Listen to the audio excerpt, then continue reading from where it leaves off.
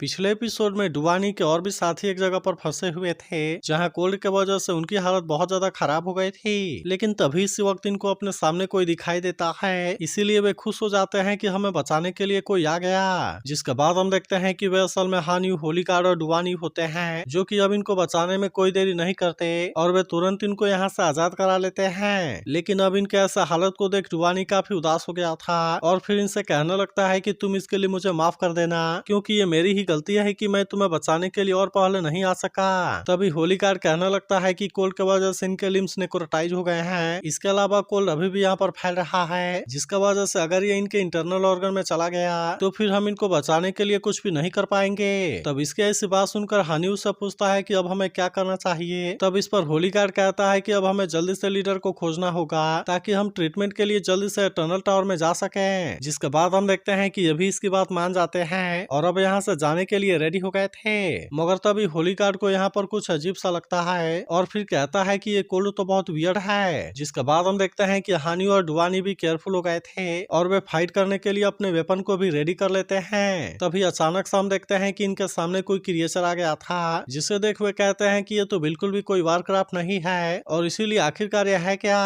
तब डुवानी का साथी इनसे कहता है कि तुम जल्दी से केयरफुल हो जाओ, क्योंकि यही अपने आइस पावर का यूज करके हमें मारना चाहता है। लेकिन वहीं हम देखते हैं कि वो क्रिएचर इनको कोई भी चांस देने वाला नहीं होता और वो अपने पावर का यूज करके इन पर अटैक करने के लिए रेडी हो जाता है। वहीं हम देखते हैं कि वेंग युआन और चेन भी होलिकार्ड के साथ में एक जगह पर आए हुए थे जहां बहुत सारे बीस्ट इन पर अटैक करने के लिए आने लगते हैं। लेकिन हम देखते हैं कि ये भी इतना आसानी से इनके सामने हार मानने वाले नहीं होते और अपने पावर का यूज करके इनको रोकने लगते हैं। तभी इसी बीच हम देखते हैं कि होलिकार्ड भी अपने पावर का यूज करके इन पर अटैक करने लगा था, जिसकी वजह से वे अब इनके सामने कुछ भी नहीं कर पाते। वहीं हम देखते हैं कि वेंग युआन भी अपने पावर का यूज करके इनको मार रही होती है, जहां वो कहने लगती है कि ये तो अभी भी यहाँ पर आ रहे हैं और इसीलिए ऐसा लगता है कि हम तो इनको मार ही नहीं सकते। लेकिन तभी हम देखते हैं कि चेन भी अपने पावर का यूज करने के लिए रेडी हो गई थी और कहती है कि तुम इनको मेरे लिए छोड़ दो, और फिर हम देखते हैं कि वो अपने पावर को एक्टिवेट करने के लिए रेडी हो गई थी। इसके बाद हम देखते हैं कि चेन अपने गोल्डन फैंटेसी वाले पावर का यूज कर देती है, जिसका वजह से वे सभी भी पूरी तरह से शांत हो गए थे और फिर हम देखते हैं कि वे सभी वहां से भाग जाते हैं। इसके बाद हम देखते हैं कि वे यहाँ से आगे जाने के लिए रेडी हो गए थे और चेन कहती है कि चलो हम उनको बचाने के लिए चलते हैं। मगर तभी हम देखते हैं कि होलिकार्ड इस जगह को देख हैरान हो गया था और फिर कहता है कि शायद यही जगह इस जगह की कोर है। तभी इसी बीच हम देखते हैं कि चेन को यहाँ पर ब्लड का निशान दिखाई देता है और इसीलिए वो डर जाती है कि कहीं वे पहले ही तो नहीं मर गए। लेकिन वहीं हम देखते हैं कि होलिकार्ड इतना आसानी से हार मानने वाला नहीं होता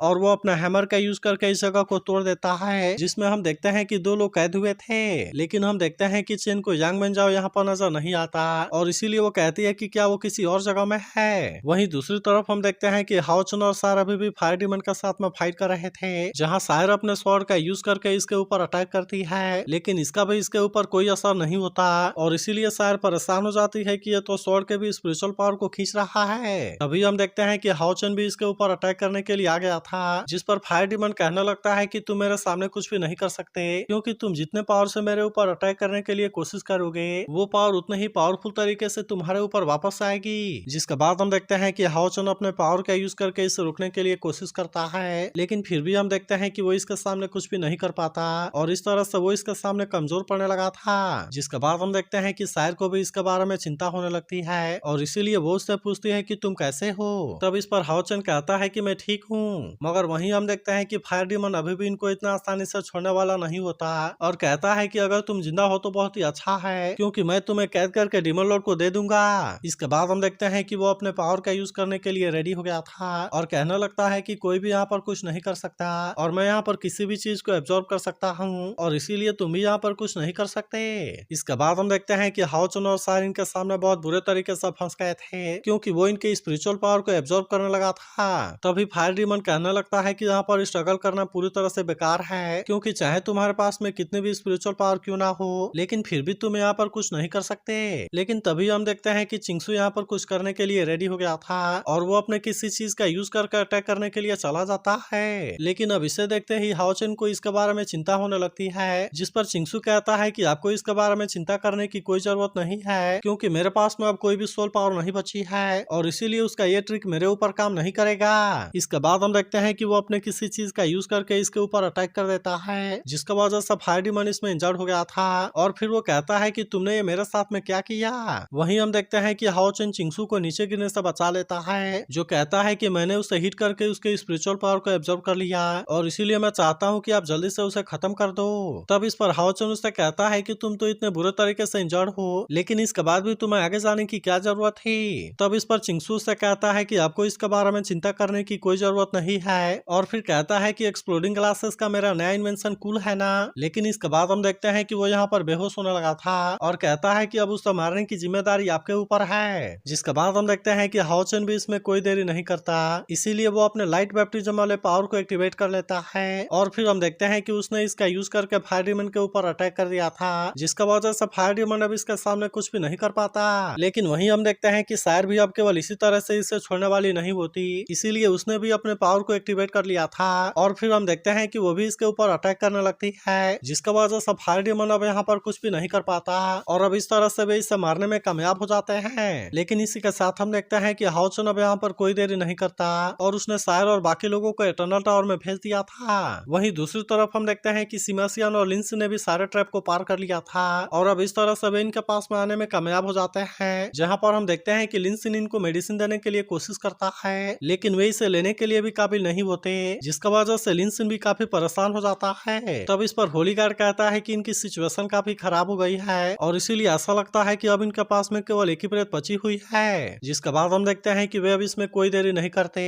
और वे इनको लेकर हाओ चेन के पास में जाने के लिए निकल जाते हैं। वहीं उधर हम देखते हैं कि डुवानी अभी भी उस क्रिएचर का सामने फंसा हुआ था, जहाँ पर वो अपने पावर का यूज करके उसके साथ में फाइट कर रहा होता है, लेकिन फिर भी हम देखते हैं कि वो इसके सामने ज्यादा कुछ नहीं कर पाता और इसीलिए वो इसके सामने कमजोर पड़ने लगता है। लेकिन तभी हम देखते हैं कि होली गार्ड ने अपने पावर का यूज करके इसे बहुत ही आसानी से मार दिया था और फिर कहता है कि तुम तो इविल करना चाहते हो और अब इसीलिए तुम भी आइस पावर को टेस्ट कर सकते हो। अब इस तरह से हम देखते हैं कि वे इसे मारने में कामयाब हो गए थे। तभी हानियो कहता है कि अब तो हमने इनको बचा लिया और अब इसीलिए हमें इनको लेकर सीधे हाओ चेन के पास में जाना चाहिए। तभी हम देखते हैं कि हाओ चेन भी इनको खोजते हुए यहाँ पर आ गया था और वो तुरंत इनको इटर्नल टावर में भेज देता है। लेकिन तभी इसी वक्त हम देखते हैं कि चेन और बाकी लोग भी यहाँ पर आ जाते हैं, इसीलिए हाओ चेन इसमें कोई देरी नहीं करता और फिर हम देखते हैं कि वे भी इटर्नल टावर में वापस आ जाते हैं। तभी हम देखते हैं कि चेन सीधे यांग वेंजाओ को खोजने लगती है, लेकिन वो तो इसे कहीं पर भी नजर नहीं आता, इसीलिए हम देखते हैं कि चेन इस बात से काफी परेशान हो गई थी